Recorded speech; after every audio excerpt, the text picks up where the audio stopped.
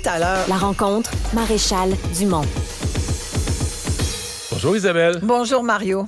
Alors, tu veux me parler de le meilleur et le pire de l'être humain et ça commence avec la revente des billets pour le spectacle de Carl Tremblay. Tu sais, la dernière fois qu'on s'est parlé dans notre dernier balado, on se parlait donc de cette annonce d'hommage national pour Carl Tremblay, donc pas des funérailles nationales comme l'avait suggéré le premier ministre François Legault, mais la famille a choisi donc un hommage national qui prend forme d'un spectacle qui va donc être au Centre Bell.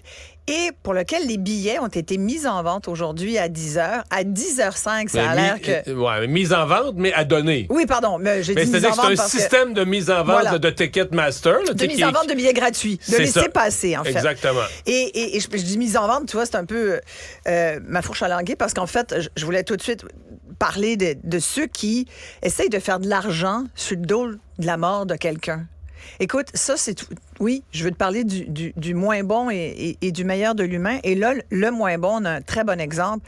Comment tu peux même, dans ta conscience, te dire hey, « moi, je vais en avoir un billet gratuit pour aller voir le show que... » depuis des jours, les Québécois adulent et à qui ils rendent hommage et tout, ce chanteur des Cowboys qui porte, grâce aux paroles de Jean-François Posé, là, on a tendance à oublier que c'est quand même Jean-François Posé qui écrit les paroles qui nous transportent, mais porté par cette voix de Carl Tremblay qui était juste tellement forte et puissante et en même temps sensible et touchante, et que quelqu'un, dans sa petite tête, ait pu penser vendre ça 500 piastres, des revendeurs sans scrupules, des rapaces de l'émotion.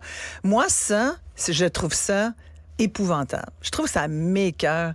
T'es pas humain si tu fais ça. Mais s'ils sont pauvres, là, s'ils font ça plutôt que d'aller dans les banques alimentaires, je me fais l'avocat du diable. Quelqu'un qui dit ça fait un mois que je vais dans les banques alimentaires, là, je vais aller sur Ticketmaster, je vais me prendre 4 billets, je vais revendre 300 piastres chaque. Parce que toi, tu penses que c'est des gens démunis à qui... Mais c'est drôle, moi, j'ai pas ce réflexe-là. Je pense pas que c'est des gens... j'ai pas le réflexe de penser que ceux qui font ça, c'est des gens qui se sont dit... non, mais je te soulève ce contre-argument-là parce que je l'ai fait dans ma tête, parce que moi, j'ai été complètement dégoûté comme toi, là. Mais je me suis dit, pense au contraire. J'essayais de me trouver une réponse. Pourquoi des gens font ça, là? Qu'est-ce qu'il y a des gens... Mais je me disais, si t'es cassé ben raide, t'as quelque chose de gratuit que tu pourrais revendre. Tu sautes dessus. Peut-être. Peut-être parmi ceux-là, il y en a qui sont vraiment... Ça ne m'a pas effleuré de penser que ça serait des gens démunis qui feraient ça. Démunis ou des gens qui en arrachent ces mois-ci avec le coup de Lévis. Pis... Moi, je pense que c'est du monde qui abuse qui fait ça, tu vois. Hier, justement, j'étais dans une salle avec plein de monde, ça c'est le meilleur côté de l'humain, qui ont tous travaillé bénévolement et il y avait même des gens d'affaires qui ont contribué à cette 25e anniversaire du regroupement Partage, dont je suis marraine depuis plus de 18 ans. Puis hier, c'était notre soirée des célébrités, fait qu'il y avait plein de célébrités, des vedettes qui étaient là, qui étaient assises aux tables avec des gens qui avaient payé chèrement pour pouvoir être assis avec des personnalités qu'ils et qu'elles aiment. Et il y a un lien, tu vois, avec Carl Tremblay. Fait que des fois, oui, t'es d'accord pour payer tout, mais dans ce cas-ci, c'est pour une bonne œuvre, tu comprends? Ça fait œuvre utile parce que tous les profits, puis crois-moi qu'on a eu des meilleures années que cette année, mais parce que c'est dur. La philanthropie passe un mauvais coton, on va dire. C'est très difficile d'aller chercher du financement privé parce que les gens se cherchent moins de causes qu'ils s'en cherchaient. Quand ils ont une, souvent c'est en santé. La pauvreté, je l'ai déjà dit souvent, c'est pas une cause qui est très attirante, qui est très sexy. Puis c'est comme un tabou encore. C'est le genre de truc que tu veux pas trop regarder, tu veux pas trop t'en approcher puis être trop au courant parce que tu te dis d'un coup que ça m'arrive. Et je pense qu'il n'y a personne qui est vraiment à l'abri d'être démunis. Hier, justement, j'avais des témoignages de gens, des gens connus qui sont venus me dire en privé, et puis bien sûr, je vais taire leur nom, mais qui sont venus me dire, tu sais, quand tu as dit ça, là, c'est moi qui l'animais la soirée, là, puis quand tu as dit personne n'est à l'abri, ça m'a touchée parce que tu as raison. Moi, il n'y a pas si longtemps, je me demandais comment j'allais mettre de la nourriture sur la table de mes enfants. Tu sais, c'est un comédien très connu qui m'a dit ça. Une chanteuse comédienne m'a dit à peu près la même chose. Et alors, on ne peut pas s'imaginer la détresse que peuvent vivre des gens. Alors, tu vois, moi, je pense pas que... Puis j'en côtoie des gens parce qu'avec Partage, j'ai l'occasion de rencontrer souvent et régulièrement des familles démunies. Je pense pas que c'est celle-là qui a eu le réflexe de dire « Hey, je vais aller faire 500 pièces en revendant des billets. » Parce que je pense qu'à 10 heures ce matin, ce monde-là, il était pas en train d'essayer d'avoir un laissez-passer. Et ça, je trouve ça épouvantable. Puis Marie-Annick Lépine, la conjointe de Carl Tremblay, elle a fait un appel. Elle a bien très fait clair. de dire, elle a dit, ne succombez pas à ça. N'allez pas acheter ces billets-là. Puis en même temps, j'ai envie de dire, si tu veux vraiment avoir le goût, tu sais, on sait un peu ce que ça va être, le spectacle. Hein. Moi, je trouve ça dommage quand même. Hein. Je te l'avais un peu dit. Je trouvais...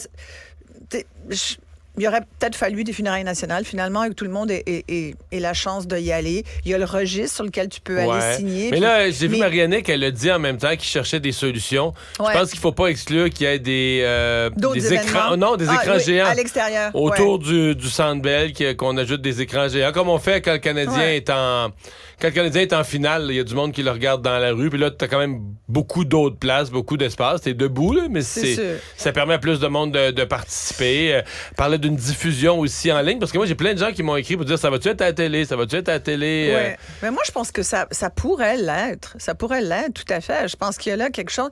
Tu sais, je trouve qu'il y a comme une espèce d'injustice. C'est-à-dire, il y a juste 14 000 personnes qui vont pouvoir être là, puis les autres, vous allez être dehors dans le fret. Puis tu sais, il y a quelque chose de pas chouette là-dedans. Oui, mais là, en même temps, qu'est-ce que tu veux? Ben, je sais bien, c'est le Centre Bell, puis c'est comme ça, puis on peut pas en rentrer plus que ça. Je comprends. Puis on n'a pas plus grand là, à chaleur au mois de décembre. Là. C'est sûr. Il y a plein d'Abraham, mais c'est moins chaud à ce temps-ci de l'année. Mais j'ai envie de dire, si vous voulez vous faire... Tu sais, moi, je me dis, je vais me faire mon petit hommage. T'sais. Moi, je les aimais. Je les aime toujours. Je vais me faire mon hommage.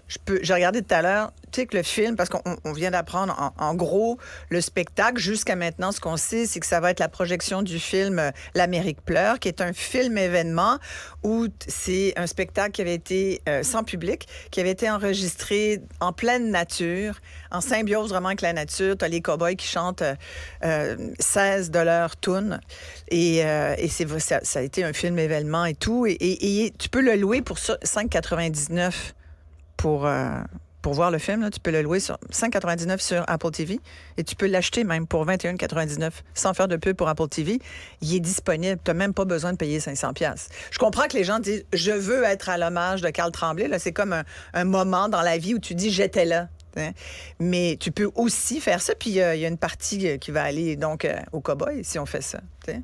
Il y a des redevances qui vont aussi. Parce qu'en ce moment, ce qui est très bien, c'est que tu sais que les chansons des Cowboys sont parmi les plus écoutées sur Spotify, fou, YouTube, tout ce que tu veux. Fait qu'il y a des droits d'auteur qui vont là. Mais c'est normal aussi. On écoute rien que ça depuis c'est sûr, mais c'est une œuvre magnifique. Hein. Mais c'est juste dommage qu'il y a ces rapaces-là. Et je voulais donc te parler de partage parce que ça m'a donné l'occasion. Oui? Dans la chronique économique de Francis Gosselin... Non, mais la question vient, c'est-à-dire que pour des économistes comme Francis et moi, puis je te dis, je répète, je suis d'accord avec toi, mais en même temps, je sais dans mon fort intérieur que il y a une notion de valeur intrinsèque. À un moment donné, les choses ont une valeur, puis t'essayes de les mettre gratuites, mais c'est tellement contre nature, tu comprends? Il y a des gens qui seraient prêts à payer 300$, 400$, 500$ pour aller là. Tu le donnes gratuitement. Fait que là, t'es comme... Là, t'essaies d'amener... Écoute... Non, mais je comprends, t'as une moralité, t'as oui, mais c'est dur. Ben, c'est dur de quoi? Non, mais c'est comme si tu mettais de l'eau là, sur une planche, puis t'as fait pencher d'un bord, puis tu voudrais qu'elle monte, là, mais tu sais, l'eau, elle descend, la loi de l'offre et de la demande, la valeur intrinsèque des choses, la gratuité, tu sais, tout ce que tu mets... Mais moi, je trouve qu'il y a des choses, Mario, qui ne peuvent pas subir la règle économique. Je parlerais de te dire que les gens qui font ça ont raison. Je suis en train de te dire que c'est inévitable que ça va arriver. C'est comme si c'est sûr que ça va arriver. Et c'est pour ça que quand ça arrive, il faut qu'il y ait plus de monde qui disent que c'est dégueulasse et écœurant, que t'as pas de morale puis t'es pas un bon humain, que de gens qui disent, ben en même temps, tu sais, c'est une règle économique de loi d'offre et de demande. Tu comprends? Oui. Moi, je fais comme non. Sont traite les lois économiques, sont comme la loi de Newton. C'est pour ça que c'est bien d'être économiste. T'échappes un crayon, il finit toujours à terre. C'est sûr, tu sais. Mais, tu sais, on peut dire tout, il n'y a rien à se perd, rien à se créer. On peut toutes les sortir. Ouais. Mais tout n'est pas à regarder sous l'œil économique. Et je trouve ça intéressant que tu amènes cette notion-là qui n'était pas prévue. Mais ça veut dire qu'en ce moment, parce que le danger en ce moment, moi, je le vois sur plein de secteurs, plein de dossiers, dont la pauvreté. Puis je veux vraiment, avant de partir, te donner mes chiffres parce que j'ai même préparé un quiz. Mais je veux juste dire que le danger, puis je te reparlerai ça dans une autre chronique balado, mais c'est le danger du repli. Mais ça mérite un 10-15 minutes, fait que je revenais parce que je veux te parler de mon quiz. Je veux surtout te mettre... Ah, est-ce qu'on a-tu une petite musique? Tristan, je t'ai pas prévenu, excuse-moi. Tristan, notre technicien, j'aurais pu il te regarde avec des grands yeux. Genre, qu'est-ce qu'elle veut? J'aurais voulu une petite intro musique quiz. De quiz, là, quiz. Alors, on y va. Oui. OK. toute façon, mais c'est un quiz de quoi? C'est un quiz sur la pauvreté. Oh, OK. Et sur l'inflation alimentaire et la situation des familles montréalaises et québécoises. Mais tu vas voir, mes questions, c'est simple. Quelle proportion d'organismes d'aide alimentaire déclarent avoir manqué de denrées, faute d'approvisionnement par leurs fournisseurs habituels cette année, en 2023? C'est pas 70 Oh, mais tu sais, Mario Dumont-Riez, bon, c'est pas tout à fait exact, c'est 71 %. Écoute, je te le donne. C'était... J'ai même pas entendu des choix de réponse, là. Tu vois? Non, mais je sais. C'est pour ça que j'ai pas de risque à te faire un quiz. Je sais que tu vas bien paraître. Quelle proportion des nouveaux demandeurs d'aide alimentaire sont en insécurité alimentaire grave? Sautent des repas, ont un apport alimentaire réduit et, dans les pires cas, passent un ou même plusieurs jours sans nourriture. J'ai des propositions. Non, mais dis les trois premiers mots. Alors, la proportion, pas de la population, des demandeurs. Des nouveaux demandeurs d'aide alimentaire. Des nouveaux demandeurs. OK. Oui, vas-y avec tes sont chiffres. Vraiment dans une situation, là, ils peuvent pas manger, c'est grave. Vas-y avec tes chiffres. A, 46 %. B, 16 %. C, 36 %. Non, là, c'est pas... C'est si grave. Je dirais celui du 1036. Eh bien, c'est A, 46 %. Ah, oui. Ça veut dire que c'est quasiment... Et voilà, merci. C'est carrément une personne sur deux parmi les nouvelles familles, les nouvelles personnes qui sautent des repas, qui ne mangent pas à leur faim, pas juste une journée, plusieurs jours.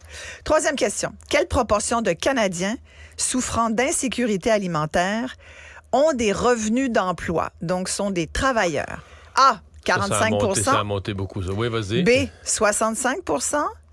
C, 25 % Quelle proportion? Des revenus d'emploi. Ça, c'est embêtant. Parce que tu peux être Il n'y a pas de piège dans la question. Ouais, non, mais c'est que tu peux travailler à temps partiel, c'est que tu n'as pas une pleine. Mais sais-tu quoi? Je vais dire 65. T'as raison.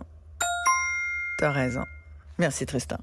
C'est fou pareil. 65 % des Canadiens qui souffrent d'insécurité alimentaire, c'est des travailleurs. Je veux dire... Non, ils ont des revenus d'emploi. Ben, ils ont des revenus d'emploi. C'est pas la même chose. Ils ont des revenus d'emploi. Mais tu sais, pendant le COVID, tu avais 5 000 $ puis tu étais considéré comme... Ouais, bon, alors, tu sais, mais c'est pas normal d'avoir des revenus d'emploi puis quand même de dire, il y en a 65 % qui sont en insécurité alimentaire. Ça veut dire que tu manges pas à ta faim, là. Pas besoin d'aller chercher dans d'autres pays. C'est ici. 4. Quelle proportion des ménages montréalais, on vient à Montréal, ayant recours au dépannage alimentaire, ont reçu l'aide sociale comme principale source de revenus? Alors, ça veut dire... comme principale. Combien de Montréalais, là, en pourcentage, qui ont accès à du dépannage alimentaire? Il n'y en a plus beaucoup d'aide sociale avec le plein emploi. C'est quasiment la majorité de l'aide sociale, maintenant, c'est des gens qui ne sont pas aptes au travail, là, qui ont une invalidité. Mais vas-y.